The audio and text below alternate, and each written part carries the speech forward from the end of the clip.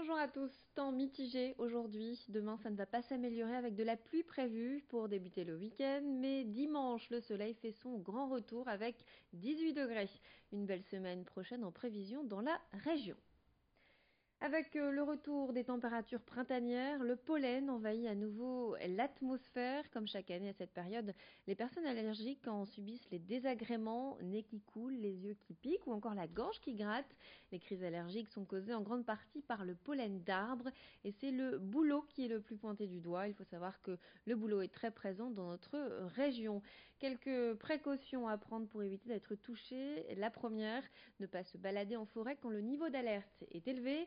Dans le monde, de plus en plus de personnes sont allergiques dû à la modification des habitudes de vie, mais aussi à la pollution. Nous avons rencontré un médecin allergologue à ce sujet. Je vous propose de l'écouter. Le printemps, ça démarre tôt, plus tôt que ne pensent les patients, puisque dès janvier-février, on peut avoir dans l'air, même dans le nord de la France, des pollens d'arbres.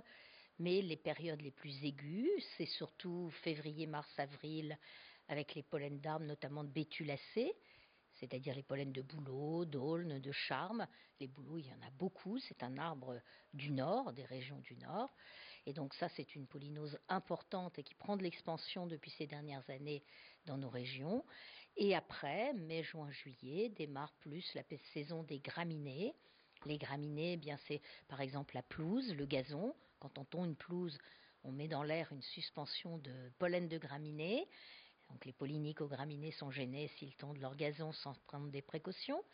Et puis dans les jardins à l'époque actuelle, moderne, on va dire, on utilise beaucoup les graminées, les herbes de la pampa et toutes ces petites herbes très décoratives pour les massifs, ainsi que les bambous. On oublie souvent que les bambous font partie de la famille des graminées. Et donc tous ces pollens peuvent poser des problèmes pour les patients.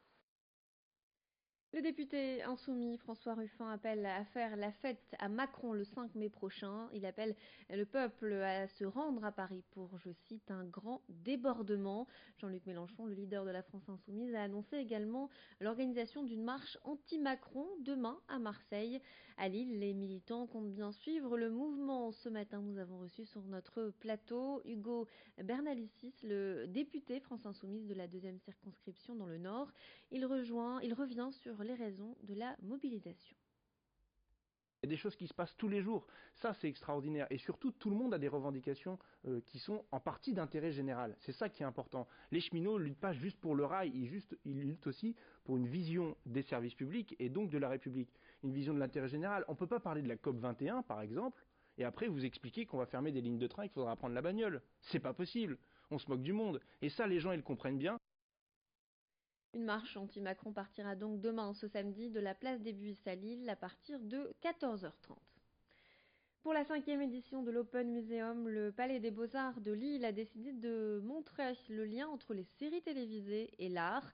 Le festival Sérimania qui se tiendra dans la métropole à partir de la fin avril était l'occasion d'aborder ce thème.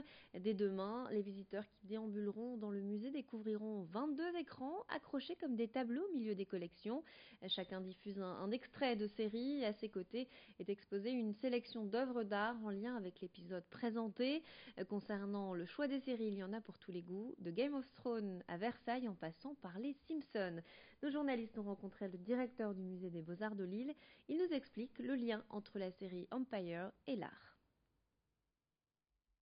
C'est une série qui parle de la réussite d'un ancien dealer de drogue qui construit un empire musical sur le rap et qui, pour bien montrer sa réussite, voilà, achète une énorme maison à côté de New York et la remplit d'œuvres d'art. Et notamment d'une version du Parlement de Londres du peintre impressionniste Claude Monet, dont nous avons une version dans le musée.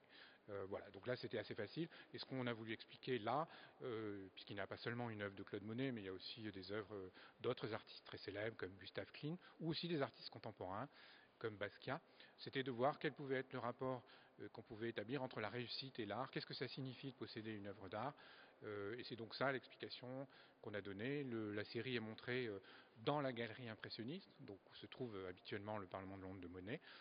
Voilà, la connexion est établie. À Tourcoing, des parents d'élèves du groupe scolaire Paul Bert dénoncent un manque de surveillance dans l'établissement. Selon eux, les encadrants présents, notamment à la cantine, ne sont pas suffisamment formés. Des bagarres éclateraient régulièrement entre les élèves par manque de vigilance des encadrants qui, d'après les parents, insulteraient même ces enfants. Nous avons contacté la mairie de Tourcoing à ce sujet et d'après l'adjointe à l'éducation, la surveillance a été renforcée en début d'année. Elle explique ces débordements par un vrai manque de discipline de certains élèves. Par ailleurs, elle rappelle que les encadrants de cantine n'ont pas l'obligation de détenir le BAFA comme le réclament les parents. Idil Gunay a rencontré la présidente de l'association Ensemble pour Paul Bert. Qu'est-ce qu'on réclame? Plus de violence, parce que la violence c'est trop. Énormément d'ateliers, parce qu'il y aurait des ateliers, les enfants seront occupés, il n'y aurait pas de violence comme avant. On a parlé un peu avec eux ce matin et pour nous la réponse ce qu'on a eue, c'est que les enfants qui sont responsables de ça. Or ce que c'est pas que les enfants. Certes, il y en a qui sont turbulents et tout ça, mais il y a aussi l'encadrement. Et autre exposition dans ce journal qui se tient en ce moment à Marcq-en-Barœul à la Corderie, celle d'un artiste lillois Antoine Repessé. À travers des photographies, l'artiste souhaite éveiller les esprits sur le respect de l'environnement. Ces clichés mettent en scène des consommateurs lambda aux côtés de déchets qu'ils produisent. Ces photos se veulent percutantes et parlantes. L'artiste est aujourd'hui reconnu jusqu'au Japon et son exposition sera bientôt visible à Berlin. Voilà, c'est la fin de notre édition. Tout de suite, un point sur votre météo et nous, on se retrouve au prochain quart d'heure. Restez avec nous.